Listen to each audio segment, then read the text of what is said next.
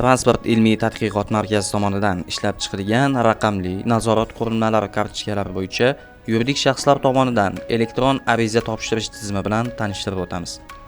Ushbu tizim yuridik shaxslarga haydovchilari uchun raqamli nazorat qurilmalari kartochkalarini rasmiylashtirish jarayonini tezkor va qulay tarzda amalga oshirish imkonini beradi.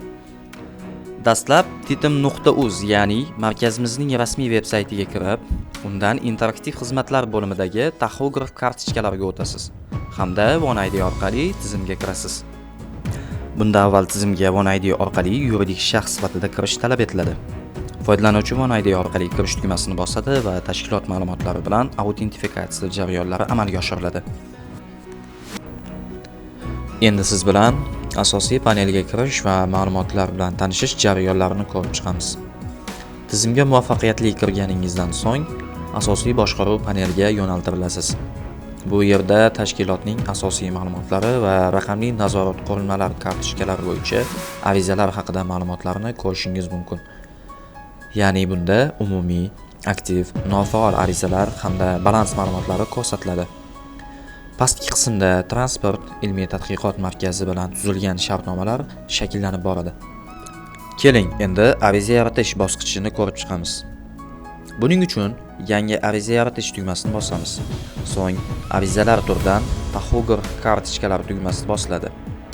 Taxograf kartochkalari tugmasi bosilgach, kartochkalar turidan haydovchi kartochkasi turi tanlanadi. Haydovchi kartochkasi turi tanlangandan so'ng tizim haydovchilar sonini kiritishni talab qiladi. Eslatib o'tamiz, ko'pi bilan 50 tagacha haydovchi ma'lumotlarini kiritishingiz mumkin bo'ladi. Haydovchilar soni kiritib bo'lingandan so'ng kartochkani qabul qilish turi tanlanishi zarur. Bunda yetkazib berish xizmati bilan yoki markazdan olib ketish tanlanadi. Keyingi bosqichda har bir haydovchi uchun quyidagi ma'lumotlar, ya'ni haydovchining pasport serial raqami hamda tug'ilgan sanasi, kun, oy, yil tartibida kiritiladi. Kiritilgan ma'lumotlar to'g'riligini tekshirish uchun tekshirish tugmasi bosiladi. Agar haydovchi ma'lumotlar noto'g'ri bo'lsa, tizim xatolik xabarini ko'rsatadi.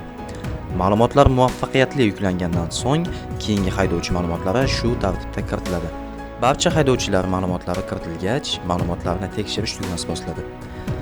Barcha haydovchilar ma'lumotlari kiritilgandan va tekshirilgandan so'ng arizaning yakuniy ko'rinishi namoyon bo'ladi. Shuningdek, arizaning to'lov ma'lumotlari ham ko'rsatiladi. Yakunida ariza beruvchi kiritilgan ma'lumotlarni qayta ko'rib chiqadi. Ma'lumotlar to'g'riligiga ishonch hosil qilgan holda yuborish tugmasi orqali arizani rasmiy tasdiqqa jo'natadi. Ariza muvaffaqiyatli yuborilgandan so'ng tizim tasdiqlash xabarini ko'rsatadi va ariza raqami beriladi. Xulosa: sizning arizangiz qabul qilindi va ko'rib chiqish jarayoniga yuborildi. Ariza holati haqida ma'lumotlarni tizimdan ko'rishingiz mumkin bo'ladi.